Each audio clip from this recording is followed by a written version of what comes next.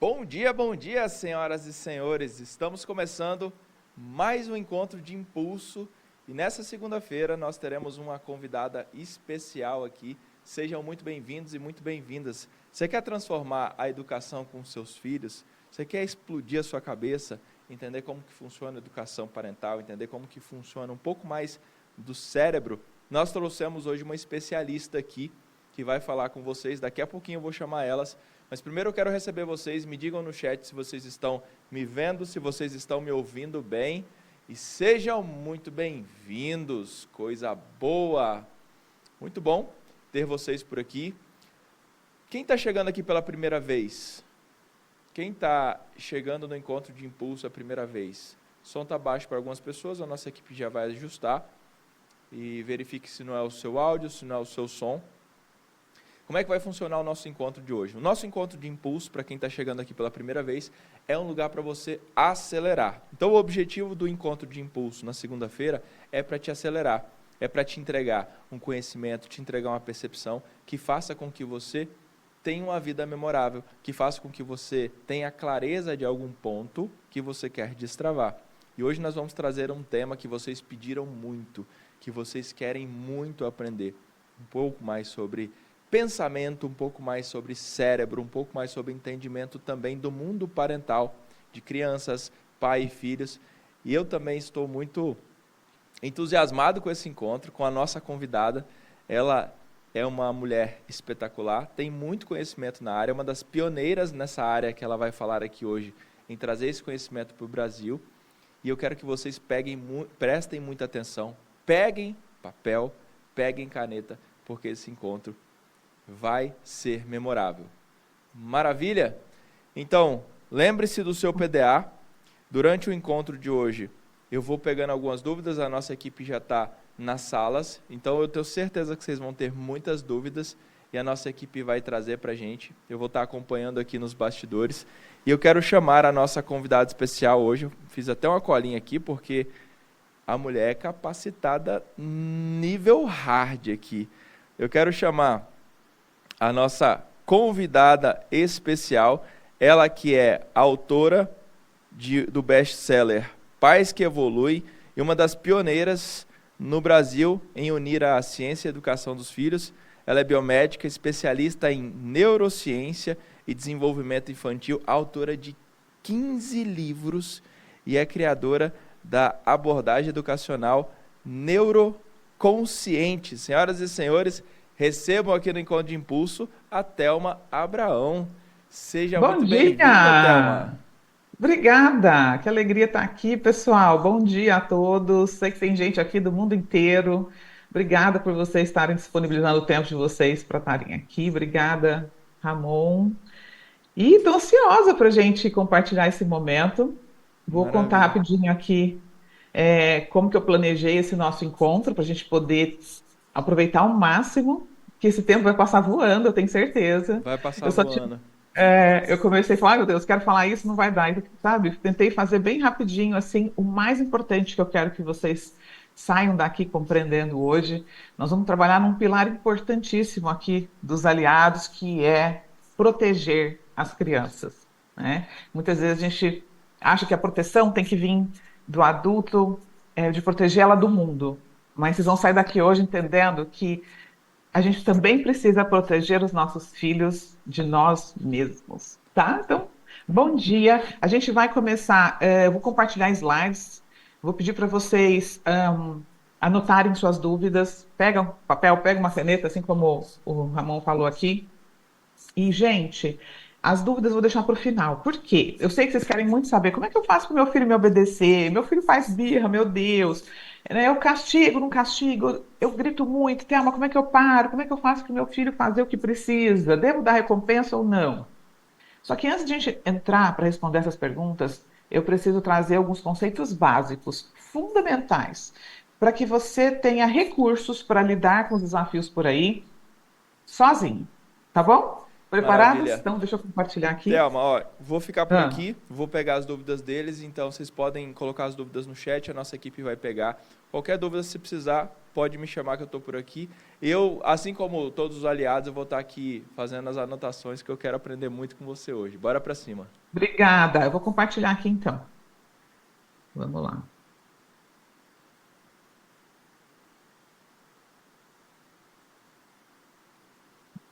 Peraí. Todo mundo vendo minha tela, pessoal? Acredito que sim, né? Vamos lá então. A gente vai falar sobre mitos e verdades sobre a educação de filhos, né? A gente é muito movido por crenças que são passadas de geração em geração e que a gente escuta muitas vezes sem se questionar. Será que isso é verdade? Você vai lá e repete uma coisa porque você ouviu. Por exemplo, ai, deixa o bebê chorando no berço, não pega ele no colo, não, porque senão ele vai ficar mimado, ele vai ficar mal acostumado. E muitas vezes essa mãe ou esse pai deixa de dar um amor que o filho precisa, não é? Porque escutou alguém falar que não pode fazer isso. Então, durante esse encontro, a gente vai desmistificar alguns mitos e também entender a ciência por trás disso, não é apenas achismo. Tudo que eu vou trazer para vocês é baseado em mais de 4 décadas de estudos científicos e que eu fui estudando, aprendendo ao longo da minha jornada, principalmente aprendendo com grandes cientistas aqui nos Estados Unidos, pessoas que são referências na área de neurodesenvolvimento infantil. Então, uma coisa que eu falo, gente, nem todo mundo teve filho, não é? Às vezes você está aqui assistindo hoje, você não teve filho, mas uma coisa é certeza, você teve infância. E a infância impacta a vida de todos nós, mesmo depois de adulto. Se você tem 50, 60, 70 anos, você ainda lembra da sua infância. E o que aconteceu lá ainda impacta o seu comportamento, os seus relacionamentos e a forma com que você olha para si e para o mundo. E vocês estão vendo isso aqui na prática, não é mesmo? Vocês vieram para cá para poder prosperar, quebrar crenças, quebrar padrões limitantes, né, que impedem vocês de alcançar sucesso na vida. E para onde é que vocês têm que olhar quando estão fazendo isso? Para a infância, para o modelo aprendido, não é? Então a gente sabe que o que acontece na infância não fica na infância. Então é importante que a gente cuide dela porque ela passa rápido, mas dura para sempre. Então, as bases dos padrões que os seus filhos estão desenvolvendo hoje estão vindo dos seus padrões, do seu comportamento, da sua forma de agir com ele. E nada muda de uma geração para outra, né, enquanto a gente não toma consciência e muda também. Então, se você quer quebrar um ciclo de dor, a mudança começa em você, para que a próxima geração possa aprender novas formas de agir, de estar, de se olhar. E aí, quando a gente fala nisso, a gente precisa primeiro olhar para o que tem de errado com o status quo, né? O que é o status quo? É a forma com que as pessoas olham para uma criança, olham para a infância. Como é que a gente normalmente, o ser humano olha para a infância? Olha, essa criança é terrível, hein? Nossa, ele está fazendo isso para te atacar. Você tem que mostrar quem é que manda. Se você não bater nele agora, essa criança vai apanhar mais tarde lá da polícia na rua. Não é esse tipo de coisa que a gente escuta? Então a gente acha que a criança nasceu de um jeito que ela pensa, que ela raciocina e que ela foi tá fazendo tudo de propósito para me irritar, não é? Para irritar o pai, para irritar a mãe. Então, quando a gente tem esse olhar para a criança, só nos resta uma opção. Qual é? Nos proteger, nos defender. E aqui começa um grande problema. O que mais que a gente acredita? Opa, se comportou bem, deixa eu recompensar, vou dar um chocolate, vou dar um doce, vou pagar ela, né, vou dar um presente. Ou, ao contrário, não fez o que eu queria, não se comportou bem, então castigo, né? Então a gente fica naquela, recompensa e castigo, tentando alterar o comportamento dessa criança. Então, o que mais que a gente aprendeu sobre educar, gente? Ignora as birras que passa, não é? Não pega no colo. Tudo aquilo que a gente já falou agora. Depois vocês me contam aqui se vocês acreditam nessas crenças ou se vocês ainda fazem isso também. Quero saber, tá bom? É muito normal que isso aconteça e a gente vai desmistificar isso aqui hoje. Como que a gente começa olhando para isso? Como é que a gente começa a mudar essas crenças? Primeiro, se perguntando o que está por trás desse comportamento? Normalmente, o que a gente quer? A gente olha para um comportamento desafiador do filho e quer corrigir aquele comportamento imediatamente, não é? Você quer que ele pare. Então, se ele está chorando, para de chorar, pelo amor de Deus, faz qualquer coisa, mas para de chorar. Eu te dou qualquer coisa que você quer, mas para de chorar. Então, a gente fica ali modificando o comportamento sem entender a sua origem, gente. E esse é o grande problema. Eu quero que vocês saiam daqui hoje entendendo por que que o comportamento desafiador acontece. E quando você entende o porquê, você consegue ir lá na raiz resolver o problema. E não só resolver o problema, você vai suprir necessidades emocionais importantíssimas para que o seu filho desenvolva habilidades socioemocionais, segurança, autoestima, senso de capacidade, condições de entender o que ele sente, de colaborar, de se sentir útil. O que que acontece com a gente quando a gente não se sente amado, quando a gente não se sente útil? A gente fica deprimido, entristece, porque isso são necessidades básicas emocionais humanas, né? Então, vamos olhar, antes de a gente falar sobre essas necessidades, esses pilares fundamentais, vamos aqui entender para onde é que a gente olha. Imagina que tem um iceberg, você está lá no oceano, né? Você está dentro de um navio e você dá de cara com um iceberg. O que que você vê desse iceberg? Você vê a ponta dele só. Você não vê o que tem embaixo da água. E a parte submersa, na grande maioria das vezes, ela é muito maior do que a parte que está aparente para nós, não é?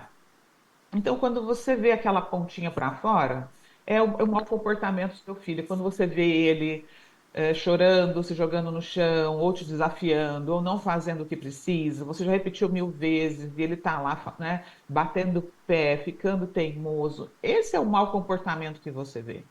Essa é a pontinha do iceberg que está te incomodando. Então, para onde é que você vai ter que olhar? Para a raiz disso. E a raiz disso pode ser multifatorial, pode ser muita coisa. Pode ser o ambiente familiar que você vive, que muitas vezes é tumultuado, as pessoas não têm educação emocional, elas não conseguem lidar com o que elas sentem. Pode ser a insegurança emocional ou física desse espaço onde vocês vivem. Pode ser sono, pode ser fome, pode ser dor. Pode ser a forma com que essa criança reage ao ambiente. Pode ser a forma com que essa criança está sendo tratada pelo pai, pela mãe, pelo irmão. Então, existem inúmeros fatores que fazem com que uma criança se comporte mal. E um adulto também, não é? A gente se comporta mal por razões semelhantes à das crianças. A diferença é que a gente já tem um cérebro maduro e a gente consegue lidar com aquilo que a gente sente. A criança ainda não. Mas a gente também se comporta mal quando sente fome, não é? Quando está com sono, quando está com dor. Ninguém fica no seu melhor estado de comportamento nesses momentos. E o que que as 8 bilhões de pessoas na Terra têm em comum? Na verdade, nós somos muito diferentes, não é? Nós somos diferentes em muitos aspectos. Nós temos cores diferentes, olhos diferentes, tamanhos diferentes, culturas diferentes. As pessoas falam idiomas diferentes. Elas nasceram em lugares diferentes, não é? Nós somos muito diferentes uns dos outros. Mas tem uma coisa que é igual para todo mundo. Você conhece alguém que nasceu andando? Você conhece alguém que nasceu falando? Você conhece alguém que nasceu conseguindo cuidar de si mesmo? Não. Então, essa é uma verdade absoluta. Não tem como você refutar e falar, ah, não, eu conheço. Não existe.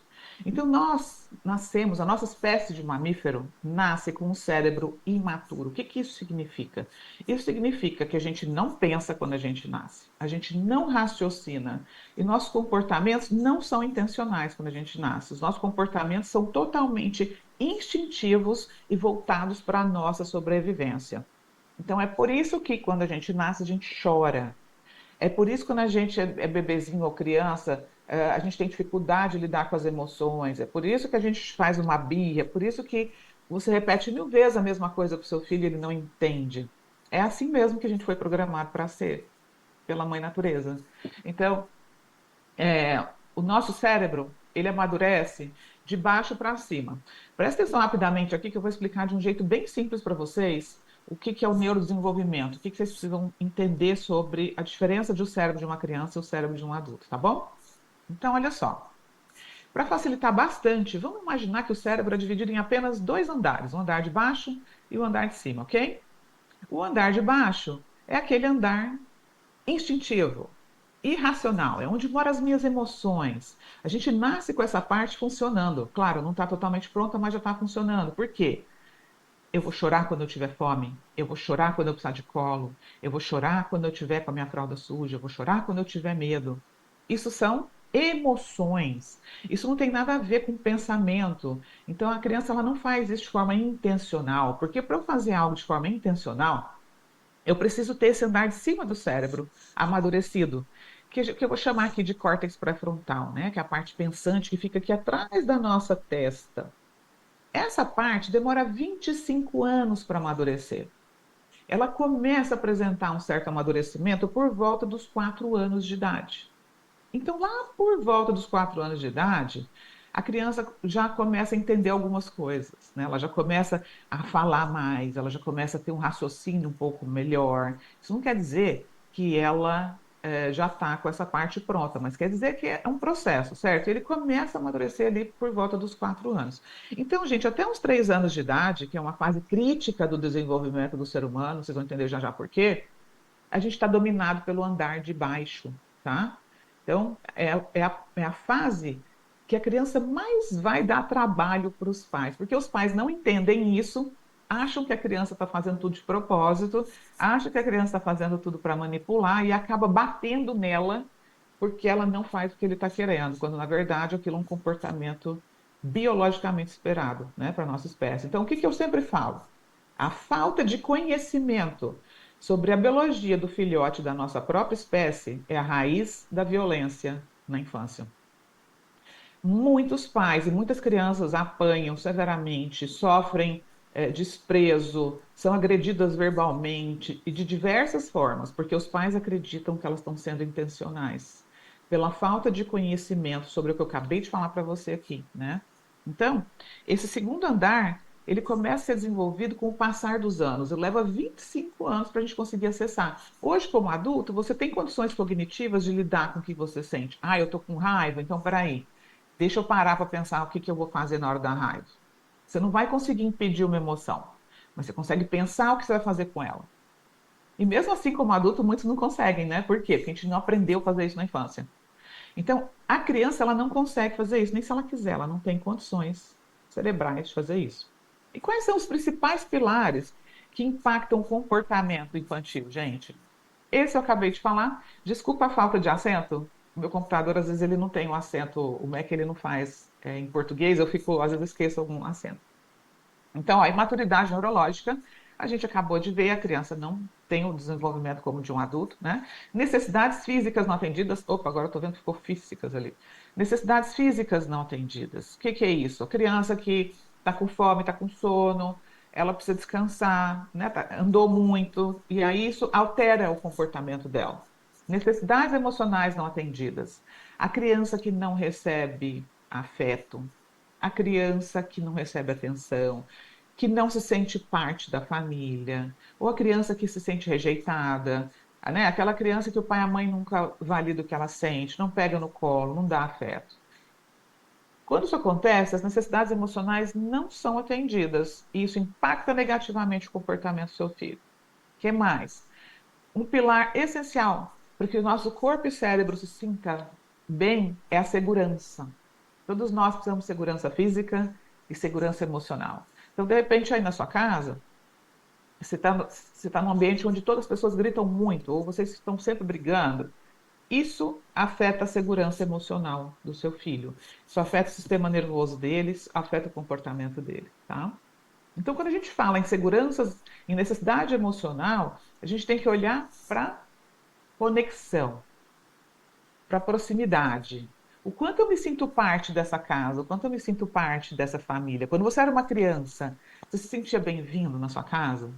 Você sentia que você era aceito e amado? Isso é pertencimento. E o pertencimento é uma das necessidades emocionais fundamentais do ser humano. A outra necessidade fundamental é a gente se sentir útil. E a criança precisa se sentir útil. Desde pequenininha. Você já percebeu como é que a criança quer ajudar? Ela quer carregar as coisas lá no mercado, mesmo que ela não consiga ainda, né? E muitos pais vão lá e falam: não, não faz isso aí não, que você não consegue, deixa que eu faço.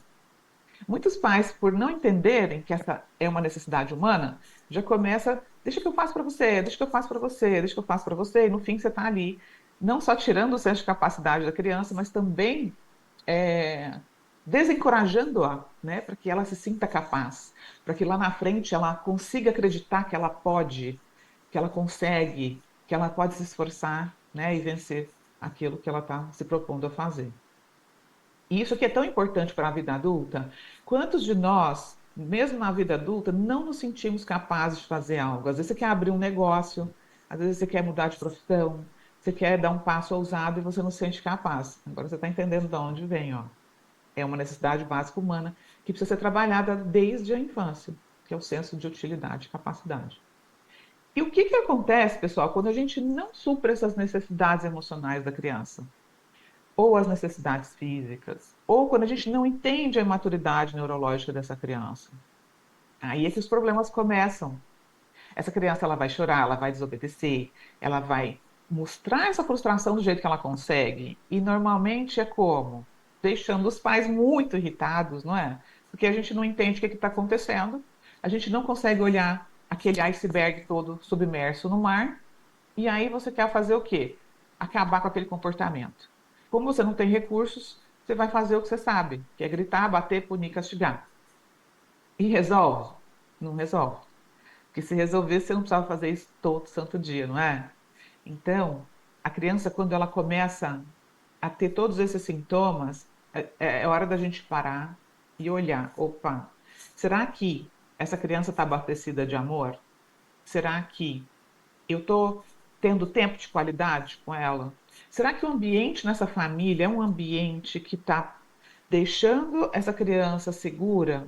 Esse cérebro está reconhecendo ameaça nesse ambiente ou ele está seguro? Então, quando a gente se sente seguro, a gente pode se abrir para socializar. Como que é quando você está num lugar que você está com medo de estar lá? Você fica mais quieto, você não conversa, não é? Você tem medo de falar. Você se sente, às vezes, rejeitado. Então, a criança também é assim. Só que numa intensidade muito maior. Porque ela não tem recursos para lidar com aquilo que ela sente. E aí, o que acontece, gente? A criança vai percebendo que quando ela chora e quando ela se comporta mal, ela chama a sua atenção, você vem, você para tudo que está fazendo para ir lá. Então, você começa a criar um reforço negativo. Você começa a fazer com que essa criança associe o choro à atenção, né? A desobediência à atenção, mesmo que de forma negativa. E isso reforça o comportamento, gerando um ciclo vicioso aí na sua casa. Então, a gente precisa sair daquele lugar de jogar tênis, né? Como é que é jogar tênis? Eu vou jogar tênis com você, eu jogo a bola para você? Você quer ganhar, você não quer jogar a bola junto comigo, igual um jogo de frescobol na praia? Como é que é quando você está na praia jogando frescobol? Eu jogo a bolinha para você joga para mim, eu jogo para você joga para mim. Isso é bom se os dois pegarem essa bolinha, não é? No jogo de tênis, não. O pai quer vencer para essa criança poder perder e ficar subjugada a ele, ter medo dele. E aí, vamos entender por que isso é ruim. A longo prazo, lógico, né?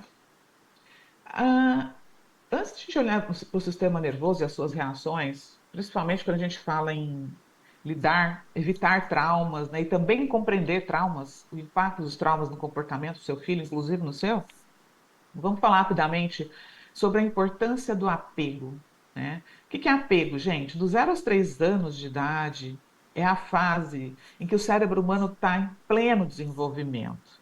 A gente faz um número de sinapses tão absurda no início da vida, a gente nunca mais vai fazer igual nos próximos anos. Então, dos 0 aos 3 anos, o cérebro está crescendo, crescendo, crescendo. Ele está absorvendo tudo ao seu redor.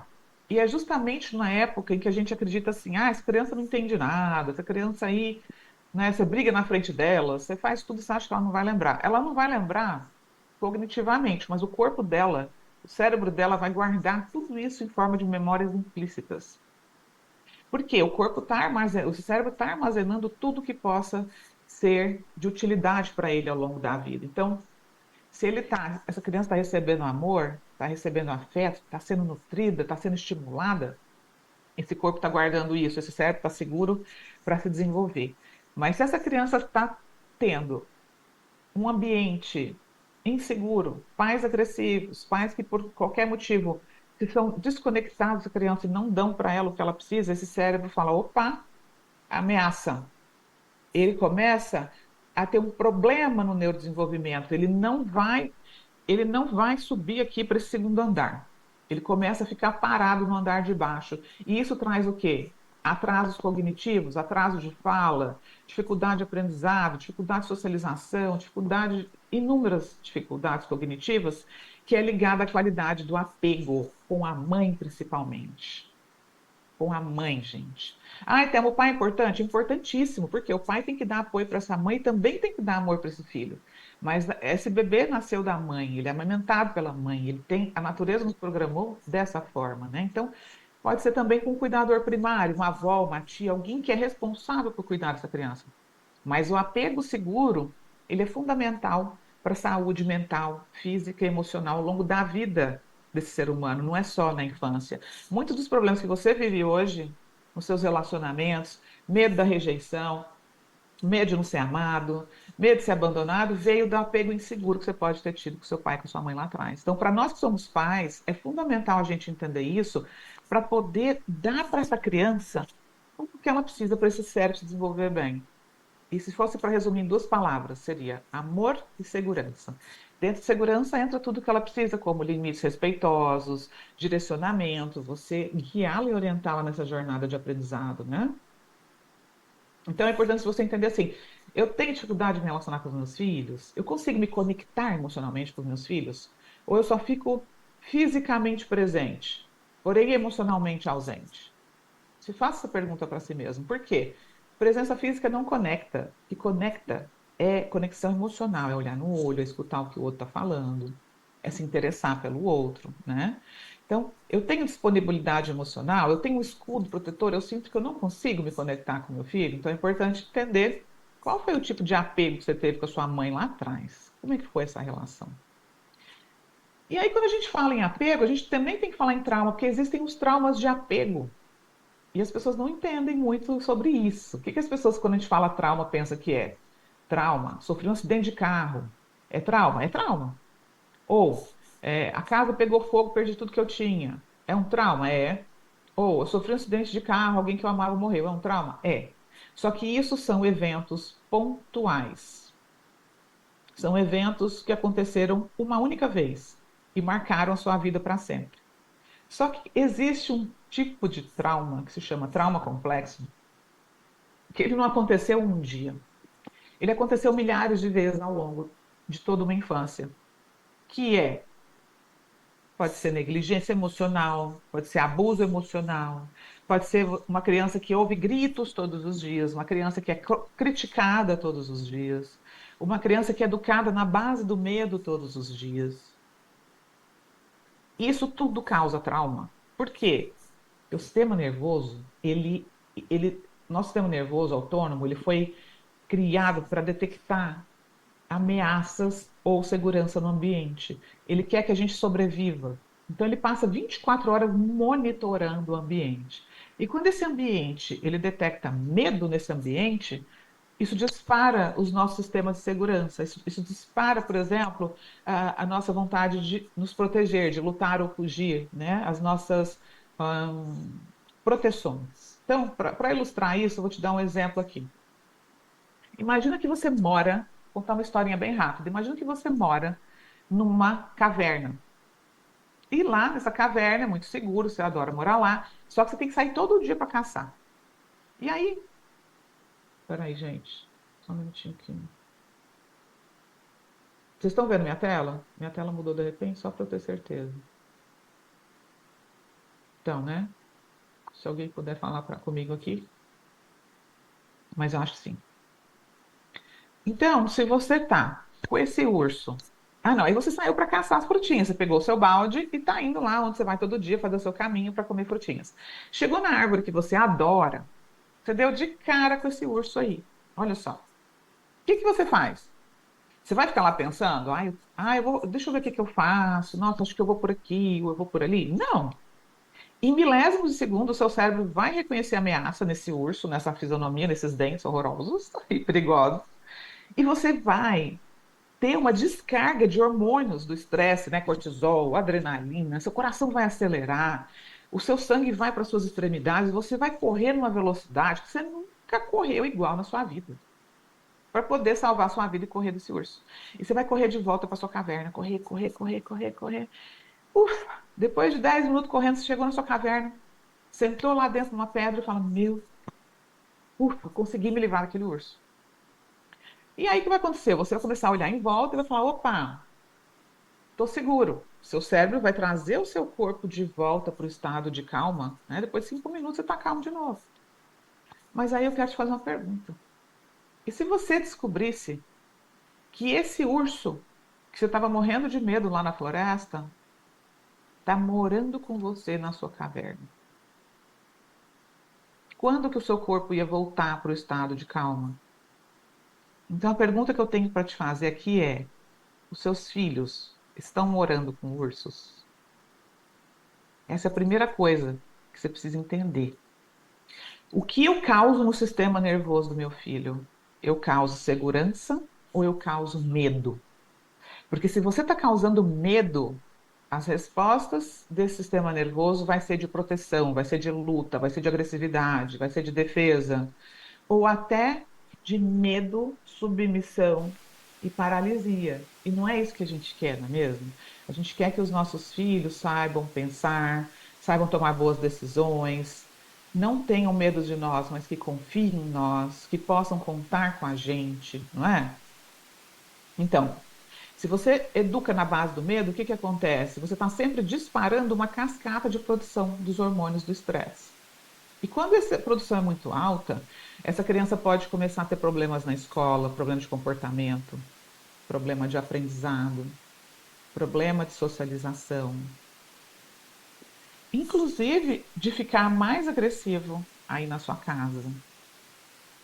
Então, olha a importância de a gente entender o que está por trás do comportamento, né, dessa criança.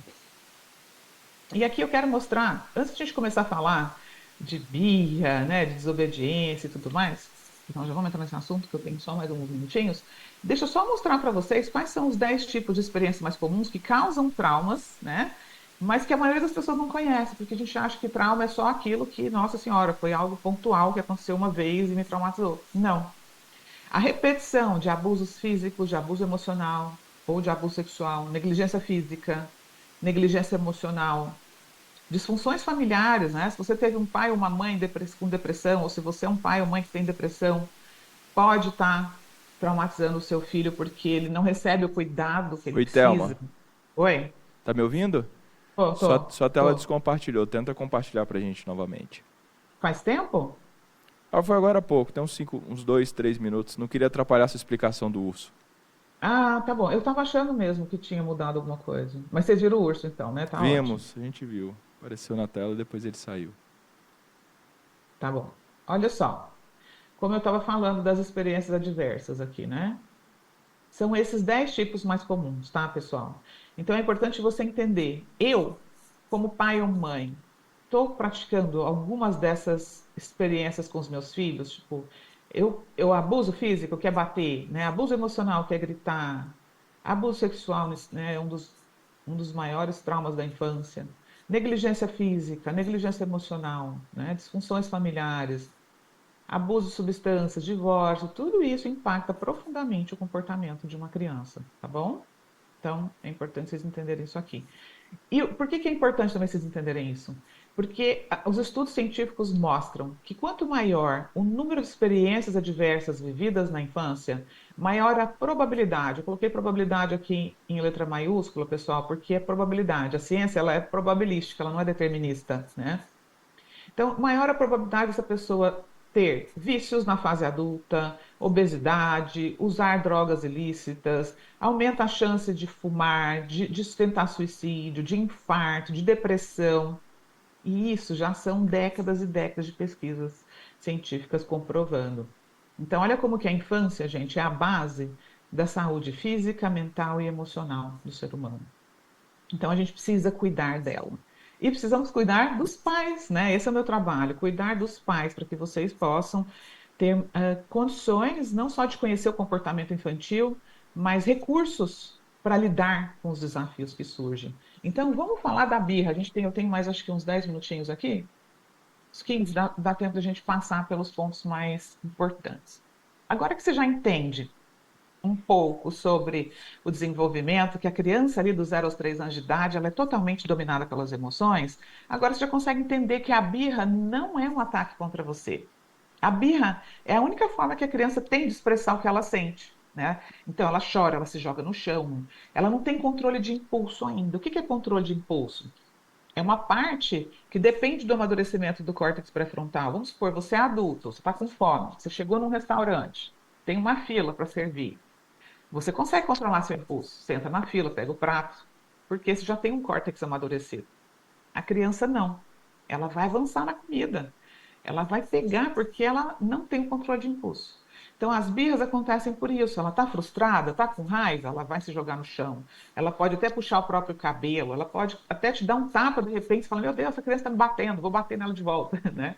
E não, ela está sofrendo ali um reflexo, lógico, do que está acontecendo com ela, e você, como adulto, vai precisar ajudá-la a se acalmar, vai precisar limitar com o seu próprio corpo aquilo que ela está fazendo, né? Ela não vai poder bater nas pessoas, mas o nosso papel como adulto é ajudar essa criança a se autorregular. A gente chama isso de regulação e corregulação. Então, a criança não consegue se acalmar sozinha, que a gente chama de autorregulação. O adulto consegue, a criança não. Então, o que a gente vai fazer? Nós vamos corregular com ela. Eu vou manter a minha calma para conseguir ajudá-la a se acalmar. Esse movimento de corregulação ajuda uma criança que ia fazer uma birra durante 40 minutos a fazer em 5. Então, olha como é que esse conhecimento é importante. Porque muitos pais, ao não entenderem isso, começam a bater na criança, começam a gritar com ela, e a birra só piora, porque ela não vai conseguir se acalmar sozinha, tá? Então, lembra disso, corregulação. Eu vou precisar me manter calma para poder ajudar essa criança a se acalmar. E aqui, ó, é os 3 R's da educação neuroconsciente, né? Que eu chamo de: primeiro eu me regulo, depois eu me relaciono com essa criança, isso inclusive para crianças maiores já, né? Até com adultos. A gente primeiro se acalma, depois eu me relaciono e depois eu resolvo o problema. Não queira resolver o problema com seu filho na hora que ele está chorando, na hora que vocês estão nervosos. O cérebro desliga nessa hora, ele não pensa. Então, primeiro eu preciso me acalmar para corregular com essa criança, ajudar ela a se acalmar. Eu me relaciono com ela. E no fim, eu foco em solução. No fim, eu resolvo, tá bom? 1.2, muito comum nas dúvidas. Bater educa? A gente aprendeu que sim, não é? A gente aprendeu que quem tem que bater para a criança aprender. Mas hoje, quando a gente olha para os estudos científicos, não tem nenhuma dúvida do quanto as consequências de violência na infância, emocional ou física, são desastrosas, né? Quando a gente fala em bater, não precisa ser só o bater, né, de tapa e tal. Pode ser um abuso emocional. É o medo. O medo é desastroso para o corpo humano, tá, gente? O medo, quando ele está sempre presente, ele deixa o nosso corpo, o nosso cérebro hipervigilante, trazendo inúmeras consequências negativas, né? Por exemplo, na vida adulta, insônia, dificuldade de relacionamento, medo do abandono. Você, às vezes, tem medo de ser abandonado e acaba não entrando num relacionamento. Você passa a acreditar que amor é dor, né? Quantos pais falam: Eu tô te batendo porque eu te amo? Alguém aqui já ouviu isso? Ou já falou isso pro filho? Eu quero desmistificar isso agora.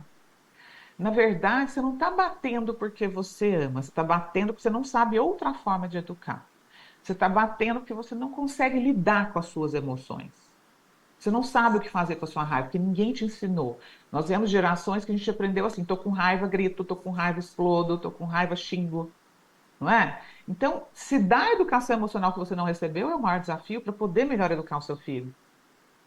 Então a gente tem que se tornar o quê? Um treinador. Tem que sair do papel de ditador e me tornar um treinador para o meu filho. Alguém que vai ter que repetir muitas vezes a mesma coisa até que esse cérebro amadureça. Tem que ter paciência. Meu Deus, é um desafio enorme, a gente sabe. Mas quando você bate no seu filho, ele não vai aprender a te respeitar, ele vai aprender a ter medo de você. Porque o respeito a gente inspira pelo nosso exemplo, pela sua calma, pela forma como você lida com o que é desafiador para você. né? Então, muitos pais batem no filho e falam: eu tô te batendo, eu vou te mostrar quem é que manda aqui, você tem que me respeitar. Agora, como é que a gente vai ensinar respeito desrespeitando? Olha que incoerência, né? E aí você fala para a criança que é errado bater no amigo da escola, mas você bate nela. De novo, outra incoerência. Então, a gente precisa entender que o exemplo é o que mais ensina uma criança. Não é o que a gente fala, é o que a gente faz, tá? Então, tem muitas consequências emocionais do abuso físico e emocional. Eu anotei alguns para vocês aqui, ó. Confundir amor com dor, né? A criança cresce e acha, nossa, minha mãe e meu pai falavam que me amavam, mas me batiam. Então, quer dizer que amor é isso? E aí você cresce e começa a buscar um relacionamento onde você também é maltratado, onde você também é desrespeitada, e você chama aquilo de amor, porque é aquilo que seu cérebro conhece como amor. E o cérebro, ele prefere algo conhecido do que algo novo. Olha que coisa louca, né? Por quê? Mais seguro para ele. Então, várias dificuldades surgem ao longo da vida: problema de autoestima, sentimento constante de inadequação, medo da rejeição e principalmente as consequências cognitivas que eu já mencionei para vocês, né? Dificuldade de aprendizado, dificuldade de foco, controle de impulso prejudicado. E o controle de impulso prejudicado pode levar esse adolescente a uso de álcool, de drogas, e principalmente uma forma de se acalmar, porque já que ele não aprendeu a lidar com a própria emoção, já que os pais não sabiam também lidar com a própria emoção, quando ele se sente frustrado, quando ele se sente com raiva, ele busca caminhos alternativos externos, né? E não tem recursos internos, então ele busca fora formas de se acalmar. Pode ser fumando, bebendo, usando droga e inúmeras outras formas, né? E aqui um outro ponto que eu trouxe, que é muito comum dos pais também confundirem, né, que é colaboração, disciplina, né, querer que um filho siga regras, o que é muito positivo. A gente quer que os nossos filhos foquem em soluções, que eles sejam pessoas respeitosas, disciplinadas. É que isso é um processo de que leva muitos anos. Para o seu filho saber pensar, saber tomar boas decisões, mesmo quando você não estiver por perto, ele vai ter que ter sido treinado para isso. Não é assim, ai, meu filho, eu quero só que ele me obedeça a vida inteira. E agora que ele é adulto, eu quero que ele saiba tomar boas decisões, eu quero que ele seja empresário, eu quero que ele seja bem-sucedido. Mas como? Você não treinou ele para isso. Você ensinou ele a te obedecer só. Você não deixava ele falar. Você nunca deixou ele te questionar. Então, a obediência cega cria pessoas que não conseguem tomar decisões, que não conseguem pensar, que têm medo de errar. Porque quando ela errava, o que que acontecia? Ela era castigada. Então, lá dentro, né, do seu cérebro ficou essa memória. Quando eu erro, eu sou castigada. Então, peraí, eu não posso ousar mudar de trabalho, porque se eu errar e não der certo, eu vou ser castigado. Isso explica muitos dos nossos padrões limitantes na vida adulta, né? Então, Thelma, isso quer dizer que eu não posso querer obediência, ou que eu não devo querer educar o meu filho, né, para ele ser uma pessoa que siga regras? Não é isso. A criança precisa de direcionamento. Você precisa ser autoridade dentro de casa, dentro da família. Ela precisa que você seja segura e segura para guiá-la, né? Para ela aprender. Eu moro aqui nos Estados Unidos, por exemplo, que é um país com inúmeras regras. As regras são extremamente respeitadas aqui. Mas, apesar dos meus filhos respeitarem regras, entenderem a importância disso, eles também têm espaço para falar, para me questionar, para argumentar. E eu falo, caramba, olha só a pergunta que esse guri fez, gente. Uau! Eu dou espaço para ele pensar e muitas vezes eu mesmo acabo revendo a minha opinião nessa conversa com eles. Claro que vai ter outros momentos em que tem que ser do jeito que é e acabou. Mas nunca a violência vai ser o caminho, gente. É isso que eu quero muito que vocês entendam, tá? Tá fazendo sentido, gente? E eu adoro essa frase do Einstein, que ele fala assim, ó, insanidade é agir sempre da mesma maneira e esperar resultados diferentes. Então, muitas vezes a gente quer mudar o comportamento do nosso filho o tempo inteiro. Mas e você? Já parou para olhar para o seu comportamento? Porque agir sempre da mesma maneira, querer que, né, o comportamento do filho mude, seja um resultado diferente, é insanidade. Então, o meu convite é que é para que a gente olhe para nós primeiro. Como é o meu tom de voz? Como é a forma que eu olho para o meu filho? Eu confio na capacidade dele? Eu estou conseguindo me conectar com ele? Como que eu lido com as minhas emoções? E para isso existe um ciclo de aprendizado. A gente não aprende isso do dia para a noite, né? Eu quero falar rapidamente aqui desse ciclo, a gente vai encerrar, tá bom? Para abrir para perguntas. Como é que a gente aprende a fazer diferente? Primeiro, você chegou aqui hoje, talvez você nunca tenha visto nenhum conteúdo sobre isso, né? Sobre o neurodesenvolvimento. E você pode estar falando, meu Deus, eu nem sabia que isso existia. Você estava ali no nível 1. Eu nem sabia que eu não sabia, né? Que a gente chama de inconsciente incompetente. Aí você vai sair daqui já no nível 2. Caramba, agora eu sei que eu não sabia. Eu sou conscientemente incompetente. Eu sei que eu não sabia, mas agora eu estou no caminho de começar a aprender. Então eu vou começar a olhar para o meu comportamento, treinar novas formas de agir, para me tornar uma pessoa consciente e competente. Eu, quando tiver com raiva, vou escolher frear essa raiva e vou conversar com meu filho depois que a raiva passou. Opa, estou conseguindo. Até que você repita isso tanto que você vai chegar lá no estágio 4, ó. Eu já faço isso sem pensar. É igual dirigir um carro. No começo você não tinha que ficar pensando, trocando marcha, dando seta, não é? Agora não, você já vai, dirige, você nem pensa. É a mesma coisa para qualquer novo aprendizado, para nós e para os nossos filhos. A gente vai passar por esse ciclo a vida inteira, o tempo inteiro, tá?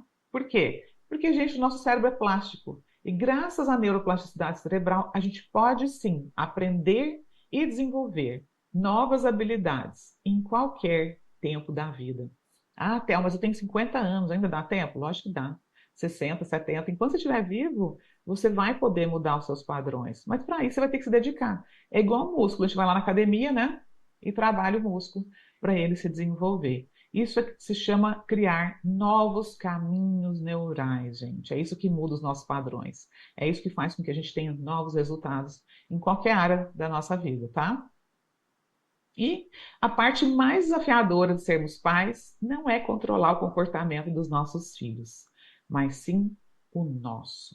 Quero encerrar aqui hoje com essa frase poderosa e deixar aqui também esse QR Code para quem quiser saber mais sobre o meu trabalho, ter acesso aos meus livros, aos meus cursos para pais e livros para lidar com os maiores desafios aí na educação dos filhos. Aproveita aqui, ó, que eu estou com um combo com 70% de desconto para vocês, tá bom? E é isso. Obrigada. Espero que eu tenha conseguido passar essa poderosa, mas rápida mensagem aqui para vocês. E, Ramon, acho que agora a gente pode abrir para tirar dúvidas, né? Oi, oi, oi, vocês estão aí? E Caio, oi. Oi, Me oi, avisa quando oi. você estiver me ouvindo. Tô te ouvindo. Maravilha. E aí, pessoal, cabeça fervendo por aí? Fiz várias anotações aqui. Ô, Thelma, isso aí explode a Oi. cabeça da gente, né? Ah, gostaram, gente? Me conta. Foi muito bom, muito sensacional. Vou colocar no chat as percepções de vocês. Eu tô com várias perguntas aqui, vou começar a te trazer algumas. Primeira pergunta, em relação a como se relacionar com o seu filho, Thelma, na hora que ele está tendo birra. Tem alguma Uhum. estratégia? Na hora que a criança está fazendo birra, a gente não tem que falar nada, pessoal. É igual a gente quando é adulto está com raiva. Imagina você com muita raiva e vem alguém querendo conversar com você. Você não quer ouvir nessa hora, né? Então, a criança, na verdade, o mais importante é você se manter calmo. Lembra que eu falei da autorregulação e corregulação? É desafiador, é quase humanamente impossível para nós adultos que não fomos educados dessa forma, mas é um treino. Então, pensa assim na hora, ó, não é sobre mim. Essa criança precisa de ajuda para se acalmar. Isso não quer dizer que você vai fazer o que a criança quer, tá? Você não precisa fazer o que ela quer. Mas você pode falar, filho, vem cá, eu sei que você está triste, eu sei que você quer esse brinquedo, tá? Mas a gente vai ter esse brinquedo no outro dia, lá no seu aniversário, lá no dia do Natal. Você põe o limite que você queria, mas mantém aquele limite. Então, em vez de conversar, tentar explicar na hora, não. Espera a raiva passar. Depois que passar, você conversa. Depois que passar, você explica. Então, na hora da birra, mesmo, a melhor coisa que você vai fazer é ou muda de ambiente, tenta pegar no colo, põe uma musiquinha ou canta uma musiquinha calma, porque daí o cérebro entende que, opa, eu estou seguro. A segurança é a base da autorregulação emocional, tá bom? Maravilha. Próxima dúvida aqui.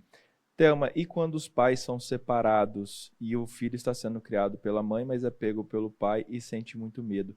Tem alguma forma de traumatizar menos a criança? Isso da criança ter medo do pai é um problema. É um problema a ser visto. Por que que ela tem medo do pai? Precisa ouvir essa criança. O que que esse pai faz quando a mãe não está perto que deixa ela com tanto medo? Então, a mãe também é responsável por proteger essa criança, entende? O ideal é que o casal, quando se separa, gente, o que acaba é a relação de homem e mulher. A relação de pai e filho, ela é eterna, né? Porque essa mãe e esse pai vão ter que continuar educando essa criança. O ideal é que esse pai e essa mãe consigam separar a questão do casal e conversem sobre o estado emocional da criança, sobre a segurança dessa criança. E a mãe que mora com a criança deve deixar uma porta muito aberta para ouvir esse filho. O que ele fez? O que está doendo? O que está incomodando? E como adulta, você vai conversar com esse pai sobre esse ponto, porque que aquilo é importante. Não pode ser negligenciado uma queixa de uma criança, tá, gente? Nunca. Thelma, essa questão voltou bastante aqui. Eu vou trazer para vocês, se você tiver alguma percepção sobre isso nesse ponto, não é uma pergunta específica, mas é sobre traumas de crianças pequenas entre 3, 5 e 7 anos no divórcio. Existe alguma estratégia para reduzir isso? Existem alguns traumas que são comuns para crianças de pais separados nessa época? O divórcio é uma das experiências adversas vividas na infância com grande potencial traumático, mas depende muito da forma com que ele é conduzido, tá? Então, quando os pais entendem, né, o seu papel dentro da relação com a criança, esse divórcio ele pode ser conduzido de uma forma mais segura para essa criança, né? Ela vai saber, puxa, eu vou ver meu pai, eu vou ver a minha mãe, meu pai e minha mãe ainda conversam, eu consigo ter contato com os dois. É muito importante que ela entenda que ela não é a culpada por esse divórcio, né? Que o pai e a mãe continuam amando-a. Então, eu sei que é um momento extremamente desafiador para o casal, mas a gente precisa, como adultos, dar para essa criança a segurança necessária. E se ela é pequena, igual 3, 5 anos, ela é muito nova para essa mãe ou esse pai falar de divórcio com ela no sentido, olha, eu me separei por isso, seu pai fez isso, a mãe fez aquilo. Não façam isso, né? A criança, ela não tem condição cognitiva de entender e ela ama o pai e a mãe. Ela tem 50% do pai e 50% da mãe dentro dela, né? Então, o ideal como adultos é que a gente converse sobre isso com outros adultos e poupe a criança nesse início desse tipo de atrito que o casal possa estar tendo, né? Maravilha. O que fazer para ajudar uma criança que está com autoestima baixa, carente emocional, agora ela está aceitando agressões verbais e até física para continuar se relacionando com colegas na escola e com amizades? Tem Olha alguma? só, isso vem de encontro ao que eu falei brevemente aqui com vocês sobre a criança que começa a confundir amor com dor. Os primeiros anos da infância são um molde muito importante para a construção, gente, do nosso, da forma com que a gente se olha, da forma com que a gente olha para as relações. Então, para essa pessoa que fez essa pergunta, eu sugiro que você olhe para como foram esses primeiros anos da relação de vocês, né? Essa criança tinha espaço para se sentir útil, ela se sentia amada, ou ela foi educada na base do medo, de ameaça, porque a educação tradicional que a gente conhece, ela causa muitos danos, danos invisíveis eu chamo, né? Porque às vezes a pessoa não está vendo, não tem um machucado na pele, mas tem um machucado emocional gigante. Então, o que que você pode fazer agora se você identificar que você foi essa mãe autoritária que acabou causando danos emocionais nela? É você se aproximar dela. Primeiro, desenvolver recursos emocionais que talvez você ainda não tenha, né? E começar a se aproximar dela para ouvir, validar. Filha, me conta, por que que você está triste? Né? O que que aconteceu? Porque muitas vezes a criança que cresceu apanhando, ela não vai contar para o pai e para a mãe o que aconteceu na escola. Ela tem medo. Então ela começa a guardar tudo para ela. E aí começam os problemas, né? Então você vê, no desejo imenso de ser aceita, ela está aceitando apanhar, ela está aceitando ser humilhada, porque ela quer tanto pertencer. Lembra que eu falei que o pertencimento é uma necessidade emocional humana básica e que a gente precisa muito? Então, quando essa criança não encontra isso dentro de casa, ela vai buscar lá fora. E nem sempre da maneira saudável que deveria, né? Então, a melhor coisa é você se aproximar e criar um relacionamento de segurança e conexão com a sua filha. Você falou sobre agressão, sobre essa criança está aceitando agressões. E tem uma pergunta aqui. Você falou sobre esse tratamento, né? Pais que batem, pais que acabam... esse tipo de educação que foi a educação da minha geração, Thelma. Ah, Então, nossa, da minha também. da nossa geração. E tem uma outra Sim. pergunta aqui. E quando a gente No caso, uma mãe perguntando. E quando a gente só ameaça que vai bater, mas não bate? Olha, eu acho isso algo pior ainda, porque assim, o filho tem que confiar no pai e na mãe, sabe? Uma coisa importante é a gente ter palavra. Então, quando você fala para o seu filho, eu vou fazer isso, você tem que fazer para ele confiar em você. Até para ele também desenvolver a palavra dele. Agora você fica naquela, ai, imagina se eu falo para você, olha, eu vou te dar um presente, nunca te dou. Ah, eu vou te levar para passear e nunca te levo. É só uma ameaça, entendeu? Isso não constrói a segurança que a relação precisa. Então, assim, se você não vai fazer nada, não ameaça, né? Porque ainda é pior, eu acho. E a ameaça coloca o sistema nervoso com medo no começo. Mesma coisa. Ai, eu não quero apanhar. Ai, minha mãe vai me bater. Uhum. Esse medo dispara o eixo de produção de hormônios do estresse, como se fosse qualquer outra ameaça, entende? Então, qualquer coisa que você faça que é na base do medo para motivar um comportamento é negativo, porque o comportamento ele deve ser motivado por questões intrínsecas e não externas. Eu não vou ter tempo de falar sobre isso aqui, eu acho, mas você quer que eu aprofunde um pouquinho nisso? Eu acho Tá que bom. eu gosto desse tema. Acho que é uma boa para a galera Tá, então, tá bem ligada nisso que você falou aí agora. então deixa eu falar, olha só. Vou dar um exemplo. Tem muitos pais que falam para o filho: se você arrumar o seu quarto, eu vou te dar dinheiro. Se você Uhum. arrumar a cozinha, lavar a louça, eu vou te dar, sei lá, R$ 20. A criança vai lá, lava a louça para ganhar o dinheiro, arruma o quarto para ganhar dinheiro. E, na verdade, o que você está fazendo? Você está dando uma recompensa para ela fazer o básico, que é cuidar da própria casa, cuidar do próprio quarto. E a recompensa tem que vir da onde? De um lugar interno de, nossa, eu arrumei o meu quarto e que bom entrar no meu quarto limpo, cheiroso e organizado. Que bom que é chegar numa casa limpa e organizada. Que prazeroso que isso é. Isso é uma motivação interna. E a gente não pode, na vida, né? Na vida, na verdade, para a gente buscar as motivações externas, o que é muito bom, as recompensas, mas elas não entram nesse cenário de desenvolver essas habilidades na criança, porque elas são importantes para a vida da criança, certo? Mas vamos supor que você queira dar uma recompensa depois por algo extraordinário que ela fez, sei lá. Ela agora me ajudou a pintar a parede da garagem. Legal, vou te dar uma recompensa por isso. Mas essa criança já sentiu a recompensa interna antes, de se sentir útil, de sentir que consegue, de sentir que é capaz, de sentir que dá conta. Isso acontece, afeta muito a vida do adulto. Por quê? Deve ter muitos adultos aqui hoje, dentro dessa sala, que não sentiram essa recompensa interna.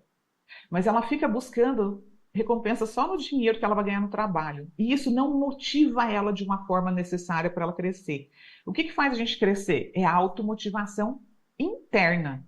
É eu querer aprender mais, é eu querer ser melhor do que eu fui ontem, é eu querer me superar, é eu querer dar conta de algo que eu nunca dei. E para isso eu tenho que confiar na minha capacidade, no meu senso de utilidade, que ele é desenvolvido nessas pequenas coisas, dia após dia. Aí sim eu vou buscar uma recompensa externa para tudo de interno que eu já tenho. Eu mereço a recompensa. Faz sentido, gente? Nossa, total. A gente tem uma. Isso conecta muito com o que a gente fala aqui, Thelma, 100%. Que a gente fala, quando a pessoa por dentro ainda está faltando alguma coisa, ela não recebeu o preenchimento dela de alguma coisa, ela. Do lado de fora ela não vai querer nada, ela vai querer continuar, tudo é para preencher aquele vazio É que está isso, internamente dela até é hoje. isso, é isso. E nada vai preencher, porque quando ela ganhar um dinheiro, qualquer coisa extra, aquele vazio vai continuar. Porque é uma necessidade emocional básica. Pertencimento e senso de utilidade. A gente tem que preencher. E agora tem algumas mães perguntando aqui: tem como consertar ainda para uma criança que já tem 9, 10 anos, tem como consertar os nossos filhos quando a gente não tinha esse conhecimento e errou? Essa é a pergunta número um que eu recebo sempre que eu apresento qualquer tipo de conhecimento assim para os pais.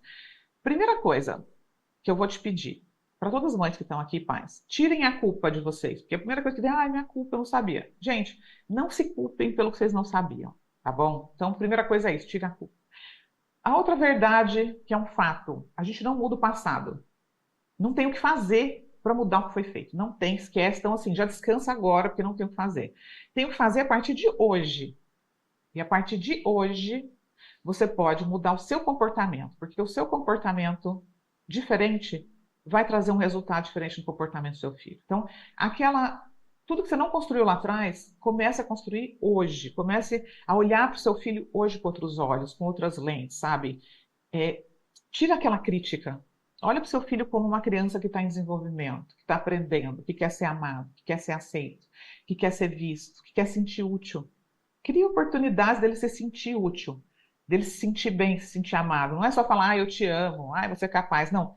Deixe ele se sentir assim. Crie coisas para que ele tenha esse sentimento de eu sou importante para minha família. As pessoas aqui gostam de mim. Eu contribuo positivamente dentro da minha família. Nesse sentido. E principalmente você, de começar a lidar melhor com as suas emoções, principalmente com a raiva, com a frustração, e não despejar em cima dos filhos uma coisa que é sua, como adulto, né? Nossos filhos não são responsáveis pela nossa história. Sensacional. Essa resposta, eu acredito que vai libertar muita gente aqui hoje. Estava escrevendo no chat, nossa, mas eu errei com meu filho, nossa, o que fazer? Nossa, mas eu sou um pai ou uma mãe ruim. Não, não, você vai conseguir ainda. Imagina só, seu filho tem 8, 9, 10 anos. Se ele viver até os 80, ele tem 70 anos pela frente. Olha só, olha para esses 70 anos, sabe? Olha para o tempo que você ainda pode construir um relacionamento positivo com ele. É sobre isso. E como desenvolver a percepção numa criança de que ela tá tendo, de que as atitudes dela podem ter consequências ruins sem bater? Bom, boa pergunta essa, é uma dúvida muito comum. O que que acontece? Esse processo que eu expliquei do cérebro, dele amadurecer, né, daqui de baixo para cima, leva anos, tá? Então, vamos supor que uma criança de 2 anos, ela não sabe que se ela cair na piscina, ela morre. Mas com 4 anos ela já vai saber, né? A mesma coisa o fogo. A criança de 1 ano não sabe que fogo queima. A criança de 4 anos já vai saber. Isso é um processo de aprendizado. Você não precisa querer injetar uma dose de dor extra para ensinar isso para a criança. Ela aprende isso com o tempo, com o exemplo, com a vivência e com você guiando e direcionando ela. Ela não precisa apanhar para aprender as consequências do que ela faz, entende? Ela vai ver, puxa, eu não estudei para a prova, fui mal. Nossa, está frio lá fora, não pus casaco, estou morrendo de frio.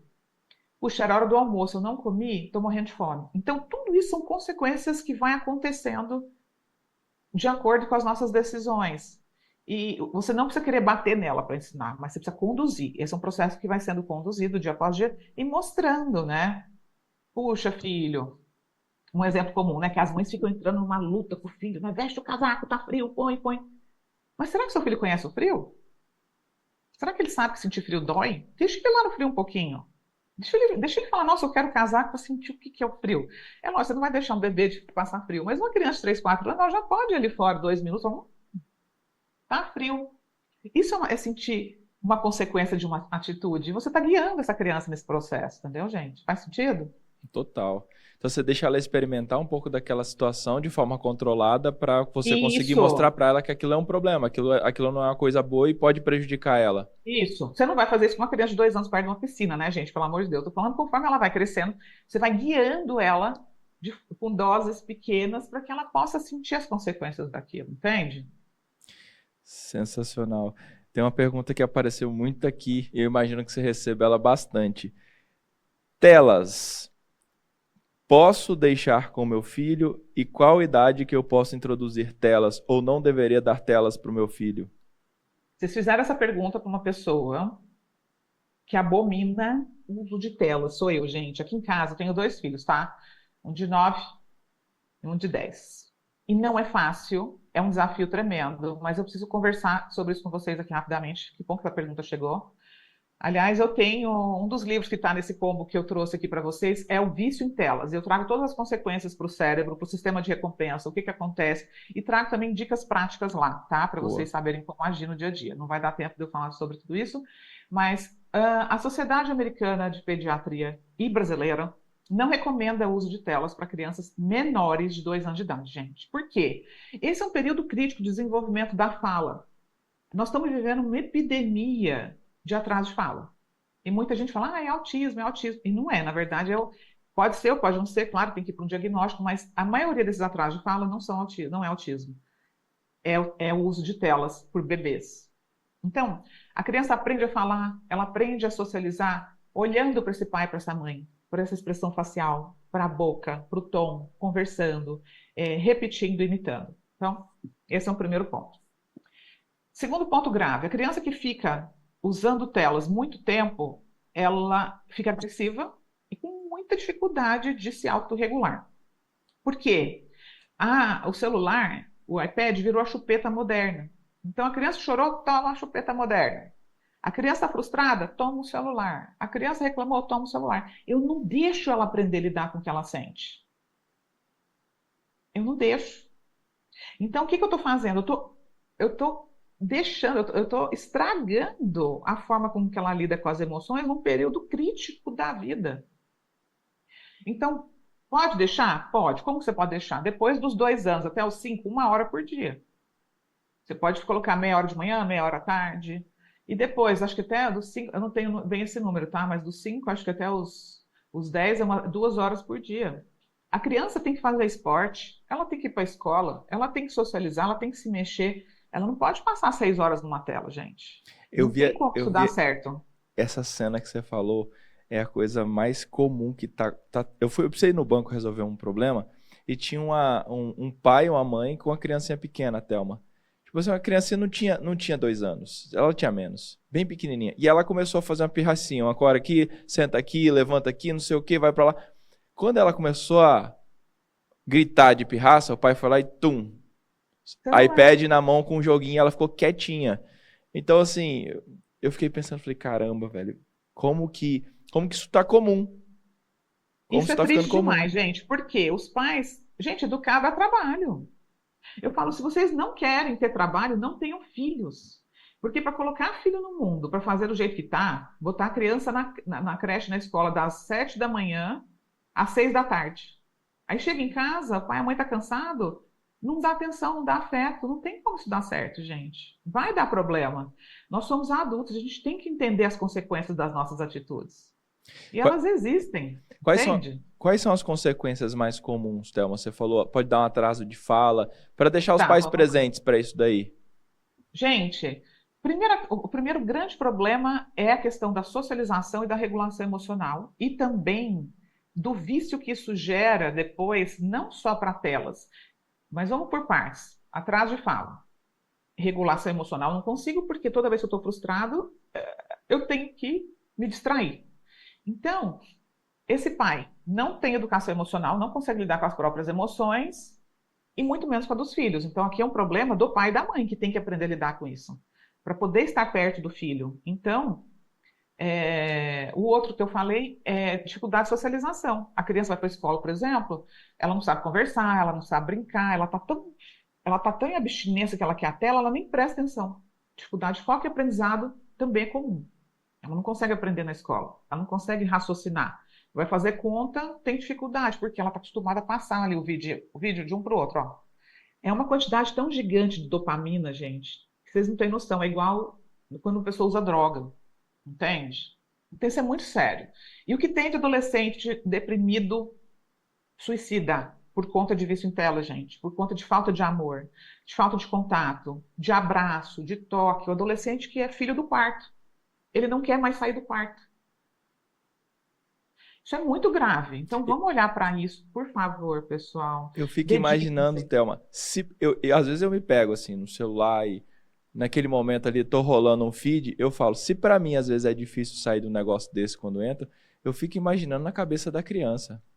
E um adolescente que ainda está se formando a personalidade e começa a se comparar com o outro, é isso que leva à depressão também, né? Eu não sou tão bonita, eu não sou tão boa. Esse sentimento de nunca ser perfeito o suficiente gera muitos problemas, né? E o que eu vejo assim maior é que as famílias hoje, por exemplo, não sentam mais à mesa para fazer uma refeição juntos. Por quê? Tá cada um no seu aparelho celular, comendo cada um num lugar. Então, assim, hoje na sua casa, vamos fazer um desafio aí? Final do dia, quando der 6, 6:30, todo mundo vai pegar uma cesta e botar um celular lá dentro. Ninguém usa o celular. Vão ficar juntos. Como é que é ficar juntos? Você lembra como é que é ficar juntos? Sentar numa mesa, preparar um jantar, põe todo mundo para preparar um jantar. Um vai preparar a salada, o outro vai preparar a carne, o outro vai preparar arroz. Vocês vão sentar e vão fazer uma refeição juntos. Essa conexão é fundamental na família. Saber que um pode contar com o outro, que você está ali presente emocionalmente. Faz sentido, gente? Nossa, total, total, total, total. Essa é uma excelente estratégia para começar a tirar a tela da criança, colocar esse celular no cesto. Aqui em casa a gente faz isso. Meus filhos não têm celular, tá, gente? Eu deixo eles usarem. A gente tem computador que eu deixo, para quem quer alguma opinião aqui sobre isso, eles veem televisão. Eu deixo ver televisão até 1 hora por dia e deixo jogar Roblox. Eles têm no máximo 2 horas de tela por dia. Eles jogam Roblox, não todos os dias, mas eu deixo até uns 40 minutos no computador. Eu não deixo um celular. Por quê? Eles não têm celular. E eu não vou dar até por volta de uns 13, 14 anos, tá? Porque a tela, a criança fica passando assim, ó. E esse é o problema. Quanto mais a gente passa, mais dopamina produz. E isso diminui a resiliência da criança para lidar com frustração. E quando você tira a tela, a agressividade vem. A criança fica muito agressiva. Os adolescentes também. Você vê direto aí na internet. Ah, o filho quebrou a casa inteira porque o pai tirou o celular. Isso é uma reação de abstinência, né? Existe alguma forma melhor de tirar essa tela para uma mãe que quer... Ah, eu dei a tela, tá ficando o dia inteiro, agora eu quero começar a tirar. Tem alguma forma mais saudável de fazer isso, Thelma? Às vezes não vai ter, né? Porque a criança é tão viciada, ela é tão nova para entender isso, que às vezes a mãe vai ter que simplesmente falar: olha, filho, eu vou tirar por isso, por isso, por isso, e você vai ter 2 horários de tela por dia. Qual você prefere, esse ou esse? Você dá uma opção de horário para ela. Você vai poder usar 30 minutos aqui de manhã e 30 à tarde, ou então 1 hora de manhã e 1 à tarde. E você tira. E você vai ter que dar conta de lidar com o que a criança vai fazer, porque ela é uma criança, ela tem que se mexer, ela quer fazer pergunta, ela quer brincar. E aí o que a gente faz? Vamos procurar um esporte para colocar essa criança? Vamos pôr ela na natação? Vamos pôr ela no judô? Né? Vamos botar ela para estar com outras crianças? Final do dia, vamos levar ela no parquinho aqui do bairro? Vamos levar ela para dar uma volta no quarteirão, para fazer uma caminhada? Comece a estar presente para os seus filhos. Depois do trabalho, na hora do almoço, na hora que der. E ela também, o seu filho também vai ter que aprender a fazer outras coisas. Vai numa livraria, escolhe lá os livros que eles gostam para ler livro. Meu filho adora dinossauro. Eu devo ter 30 livros de dinossauro aqui em casa, entendeu? Então, é isso. Compra quebra-cabeça. Começa a buscar opções educativas e que são boas para essa criança, para a vida dela. Não pode ser. A gente cresceu sem tela, né? Não sei você, Ramon. Eu tenho Total, 47 anos, gente. total. Eu não tinha telas. Acredito que a geração de vocês também, mas é muito A gente importante. foi, a gente foi pegar um disquete e já... Ixi, quando saiu o disquete já era na máquina de escrever, aprendendo a escrever umas coisinhas ali. E outra coisa, por que que a criança não pode ter um ócio? O ócio é importante, o tédio é importante para a criança. É na hora do tédio que ela cria, que ela fica pensando em coisas legais para fazer, entende? Se você Essa, tem essa é uma espaço. coisa que eu acho que mudou muito, Thelma. Eu queria que você falasse um pouco sobre isso. O tédio, então, é uma coisa positiva, porque na nossa época a gente tinha muito disso. O que que eu vou fazer agora? Porque você olhava, Você inventava o que fazer. tinha uns livros. Pô, que saca esses livros aqui, eu não quero mexer com esse negócio. E aí eu ia jogar no meu caso, ia jogar uma bola num terreirão ali com os colegas. Você tinha que pensar em uma coisa para fazer. E hoje É em dia você isso. tem o celular na mão. Então o tédio é uma coisa positiva. Muito, porque, por exemplo, o que que eu faço quando as crianças, eu falo, não, acabou, não tem celular, não tem nada agora. Gente, quando eu vejo, eles estão fazendo casinha pro cachorro com caixa de papelão, sabe assim? Eles inventam coisas muito legais, que eu falei, tá vendo que legal? Eles pegam tinta e vai desenhar no papel. Então, quem tem criança tem que ter um espaço com caneta, com folha de sulfite, com coisas que a criança possa recortar, brincar, colar, sabe? Quebra-cabeça. A gente tem que deixar eles também fazerem uma certa bagunça. Isso é outra coisa, as mães não querem bagunça, quer a casa perfeita, então não quer barulho. Mas, gente, não tem como. A gente tem crianças em casa, então separa um espaço se você tiver na sua casa para isso. Tem gente que vai morar num lugar pequeno, não tem, mas de repente tem um cantinho ali que você consegue. Ou se você tem um quintal, compra a bola, compra alguma coisa para a criança pular. Dê lugar para ela, sabe? Dê espaço para ela inventar o que que ela vai fazer. A gente não precisa estar o tempo inteiro intervindo, né? Maravilha. Thelma, as perguntas aqui estão explodindo. Então eu vou selecionar mais algumas por causa do nosso tempo. Eu E tenho, deixa eu ver quantos minutinhos. Eu tenho que ir uma criançada para a escola. Eu tenho mais 5 minutos. maravilha. Então eu vou pegar mais 2 perguntas, você responde e aí a gente Beleza. encerra. Essa pergunta voltou muito. Quando você falou sobre educação, sobre o fato de não bater, Ah, teve muitas perguntas, teve muitas questões perguntando em relação a como educar. Em relação às Uhum. consequências de não bater, mas deixar de castigo, como você analisa? Ou seja, tem alguma técnica? Se bater não é o caminho, existe alguma técnica que você aplica, que você utiliza para facilitar a educação, para mostrar aos filhos que eles estão certos ou que eles deveriam seguir outro caminho? Olha, esquece técnica, tá? Por que que a gente não vai falar de técnica? Porque toda vez que você buscar uma receita de bolo para um comportamento, as coisas não vão dar certo. Por isso que eu mostrei aquele iceberg, lembra? Posso compartilhar o iceberg aqui? Pode. Eu vou mostrar de Libera aí, Caio. novo. Eu acho que eu consigo. Ah, não, não dá, né? Não, então deixa. Mas vamos lembrar do iceberg.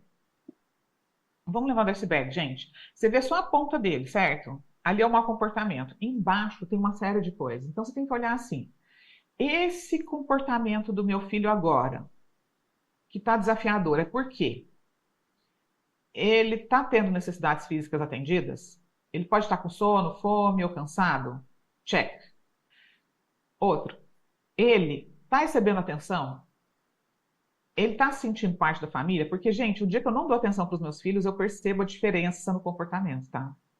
Isso é igual marido e mulher. Se o marido começa a não dar atenção para a esposa vai alterar o comportamento. Nós somos humanos, a gente precisa dessa conexão.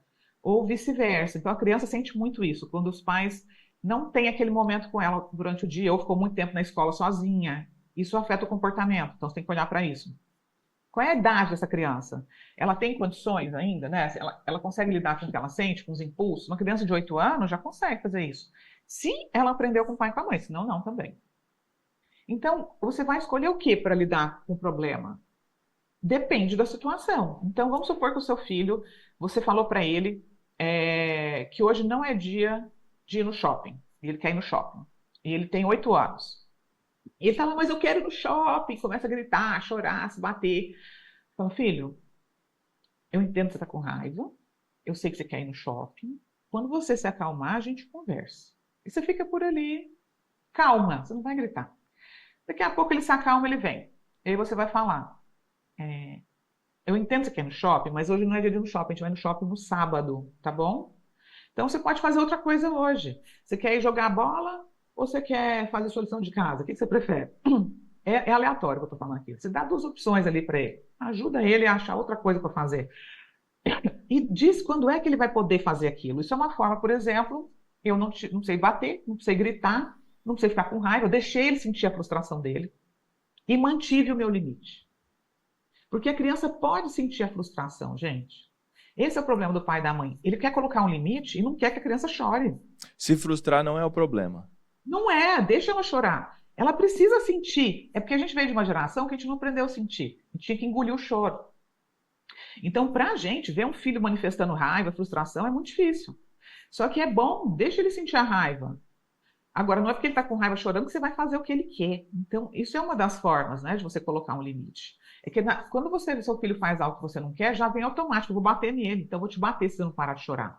Não, valida aquilo. Olha, filho, eu sei, tudo bem, mas não é porque você está com raiva que você pode gritar, não é porque você está com raiva que você pode sair batendo porta e brigando com todo mundo aqui. E eu vou dando o quê? Educação e limite. Você pode sentir raiva, mas não é porque você está com raiva que você vai ser desrespeitoso. Você pode sentir raiva, mas não é porque você está com raiva que você vai quebrar os copos da casa. Então, para isso, eu também preciso ser um bom exemplo de como eu lido com a minha própria raiva. Você concorda? Porque se eu sou uma pessoa que na hora da raiva sai quebrando tudo, sai batendo em todo mundo, como é que eu vou ensinar isso pro meu filho? Por isso que eu falo assim, gente, a gente tem que se reeducar para melhor educar. E isso dá Nossa, mais trabalho dá do que muito mais tudo. trabalho. É bem Porque não mais é, fácil educar. porque quando você traz isso, realmente não é sobre a criança, né? É muito mais sobre o pai, sobre a mãe, sobre o comportamento nosso de adultos. E é sobre a gente gerenciar a nossa expectativa irreal e idealizada sobre o comportamento de uma criança. Porque a gente fala o quê? Criança boa é criança obediente. Criança boa é aquela que eu falo uma vez, ele me obedece. Criança boa é aquele. Nananana. Tem um monte de regra, não é? Mas como é? Ai, gente, eu queria tanto falar disso. Não vai dar tempo. Deixa eu ver aqui. Vamos lá. Deixa eu trazer essa pergunta aqui para te liberar. É. Essa pergunta voltou. Ela é um combo de duas. Até qual idade os filhos podem dormir com os pais? E a questão de desautorizar ou não autorizar os pais. Quando o pai diz uma coisa e a mãe diz outra, tem algum caminho? É errado? É certo? Olha, é importante que os pais conversem sobre isso longe dos filhos e façam um combinado. Olha, quando eu estiver falando alguma coisa para os nossos filhos e você não gostar, você me dá um sinal, faz um sinal para eu me tocar. Mas o ideal é que a gente não realmente intervenha no que um ou outro está falando. Por quê? Nós temos que ser unidos, como um time forte. Se a criança vê que pai e mãe não estão falando a mesma língua, né? Cada um quer uma coisa, ela fica muito insegura. E ela também começa a barganhar. Então, vamos supor, se o pai fala, não, você não vai fazer isso, a mãe vai falar, não, você pode fazer, olha que ruim. E aí ela vai atrás do pai, não, mas o papai falou que eu posso fazer. Ela começa a ganhar esse espaço para conseguir o que ela quer com um dos pais. E não é que isso seja um problema, mas é importante sempre lembrar que pai e mãe tem que ser um time em prol da família. Se você começar a ser um contra o outro, aí lascou, vocês têm que olhar para isso. Tem que respeitar uma história do outro também, porque seu marido veio de uma história de vida e você veio de outra. Ele tem os traumas dele e você tem os seus. Então, é importante também você falar, caramba, deixa eu flexibilizar um pouco para entender ele. Agora, o que a gente nunca pode é aceitar é pai ou mãe violentando a criança de alguma forma e você não fazer nada, tá, gente? Aí não. Se tem abuso físico, se tem abuso emocional ou abuso sexual, o outro adulto precisa intervir. Porque a criança tem que ser protegida. Ela não pode ser violentada por dois adultos. Então, se um está sendo violento, o outro precisa intervir para ajudar nesse momento, ajudar a criança, tirar ela de cena, esperar o adulto que está agredindo se acalmar e depois vocês conversam, tá bom? Outra pergunta que você fez, dormir na cama, deixa eu responder essa. Não tem problema a criança dormir na cama, né? Isso é uma coisa que eu falo, as famílias decidem o que é melhor para cada um. Eu nunca gostei de dormir na cama com os meus filhos, porque meu sono é leve, eu acordo, não durmo bem, isso não é legal para mim. Mas como é que eu faço para deixar eles aconchegados? Muitas vezes, mamãe, deixa eu dormir na sua cama. Eu falo, deixa, vem deitar aqui. Quando você dormir, eu te levo. Então, eles vêm para minha cama, dormem na minha cama. Depois que dormiu, eu levo para a cama deles.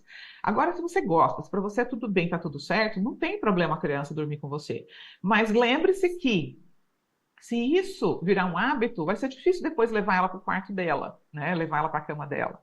Então, a criança que costuma dormir no quarto da mãe desde sempre, vai existir um momento em que você vai ter esse trabalho dela entender que agora ela vai dormir no quarto dela. Isso faz parte. Então, é importante só você estar com isso bem claro na sua cabeça, né? A criança ela vai querer ficar na cama do pai e da mãe. Mas não tem problema. Aliás, tem. Tem se o marido e a mulher, né, for querer ter relação sexual na cama. Isso é um problema. Não pode, tá? Aí não pode. Não pode, em hipótese alguma. Porque tem muito casal que acha, meu filho está dormindo, não está vendo nada. Muitas crianças veem sim, escutam sim, e é um dos traumas para a vida adulta, porque escutou pai e mãe, né, tendo relação sexual. Então, eles são cuidados nem quando é bebê. Nem quando é bebê. Nem quando é bebê. Em outro quarto, tá bom? Senhoras e senhores, que encontro de impulso foi esse? E aí, gostaram? Coloquem no chat aí, por favor, se vocês curtiram esse encontro de impulso. Se curtiram ou não, porque o tanto de pergunta que tem aqui, Thelma, tá um absurdo. E eu quero pedir para você, para quem quiser te conhecer um pouco mais sobre o seu trabalho, conhecer um pouco mais de você, eles perguntaram do combo que você trouxe aí, como é que eles fazem para te encontrar? Pessoal, me segue lá no Instagram, estou todo dia falando, Thelma Ponta Brown. Tenho livros para vocês, tenho cursos para vocês entenderem tudo, né, que eu trouxe aqui rapidinho. Eu estou com um combo agora com 70% de desconto. Então, quem estava aqui no Impulso, me chama lá no Instagram que eu mando o code para vocês, aquele QR Code, ou vocês clicam lá no link para entrar nos grupos de WhatsApp, porque para ter acesso a essa oferta. A gente tem que estudar para educar, né? Eu falo que educar não é instintivo. Se a gente educar pelo instinto, a gente vai errar muito, porque a gente vai agir por impulso, a gente vai agir motivado pela raiva, repetindo ciclos, né, de dor, e não é isso que a gente quer. Na verdade, a gente quer quebrar ciclos, a gente quer ter domínio próprio, a gente quer aprender a usar a razão para lidar com a emoção, a gente quer criar filhos responsáveis, capazes, fortes, com boa autoestima, para que eles não precisem passar por 20 anos, 10 anos, 30 anos de cura, né? Que é o que acontece com a nossa geração. A gente passa muitos anos tentando se curar dos estragos. Que, claro, nossos pais e avós fizeram o melhor que podiam com o que sabiam. Mas hoje a gente tem acesso a um conhecimento que eles não tiveram. Então vamos fazer jus a tudo isso, né? Gratidão, gente. Obrigada mesmo, tá? Um beijo, Ramon. Sucesso para vocês e até a próxima, hein? Obrigado pela presença, pelo teu horário. Eu sei que você disponibilizou estar 1 hora mais cedo aqui, porque aí é 1 hora mais cedo na Flórida. Obrigado pela presença, pela disposição. E hoje você impactou os nossos aliados. A gente tem mais de 70 mil aliados e eu tenho certeza que eles vão te marcar, vão te mandar mensagens lá dizendo o quão impactante foi esse encontro. Obrigado, Thelma. Beijo no seu coração, viu? Beijo, gente. Tchau, tchau. Coisa boa, senhoras e senhores. Equipe, liberem a pesquisa no chat. Votem lá, escrevam pra gente o quão bom foi esse encontro, quanto vocês querem mais encontros como esse. Eu tenho certeza que a percepção de vocês sobre criação parental foi expandida por aqui. Eu tenho certeza que vocês pegaram estratégias, dicas, caminhos nesse encontro de hoje. E para você que tem filhos, ou para você que é filho de alguém, todos nós somos, e você teve as percepções até de como você está cuidando dos seus filhos e como você poderia cuidar diferente. E como você também foi cuidado em algum momento da sua vida e os motivos pelo qual você vive o que você vive ou você passa pelo que você passa hoje. Pega essa percepção, leve para o seu PDA e faça o seu perceber, decidir e agir. O que você vai fazer com essas informações que você aprendeu aqui hoje? E se lembre, o próximo passo, geralmente ele é pequeno. É uma decisão, é um passo, é uma coisa que você precisa fazer hoje para fazer a sua vida avançar. Eu tenho certeza que esse encontro de impulso mexeu com todo mundo que está aqui, que foi um mega encontro. A Thelma trouxe um conhecimento com a didática impressionante. Espero que você leve isso para a sua vida. Espero que você mude a sua família. Nós falamos muito aqui sobre crianças protegidas e foi o que ela falou no encontro inteiro.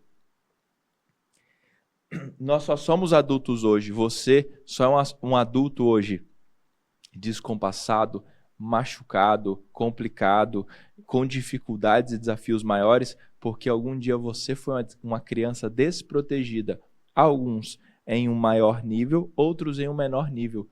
Mas em algum momento você também foi essa criança desprotegida. E hoje os nossos filhos estão, muitas vezes, passando pelo que nós passamos, pelos nossos traumas.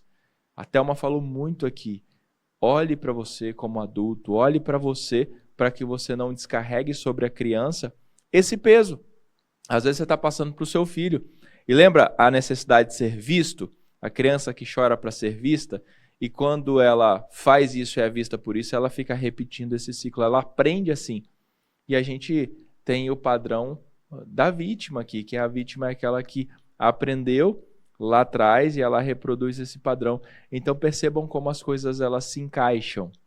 Perceba como a dependência emocional manifestada na fase adulta, ela acontece quando você é uma criança se relacionando com seus pais, se relacionando com seus cuidadores. Então pega essas percepções, leve para o seu PDA, marque a Thelma lá no Instagram e vá para a vida, porque a vida é justa, ela só está te esperando e que bom que você está aqui na Aliança Divergente. Esse é o nosso primeiro encontro de impulso da Aliança Divergente. Nós fizemos uma aliança de avançarmos juntos, trazer a Thelma que faz parte dessa aliança de entregar para você o melhor, para você se desenvolver, para você crescer, para você superar a dependência emocional e para você se tornar um adulto saudável e construir uma família saudável. Então, foi um prazer estar aqui com você nesse encontro de impulso. Vá para a vida, que ela é justa e ela só está te esperando. E aqui no GPS você pode muito mais. Um beijo no seu coração e a gente se vê no próximo encontro. Tchau!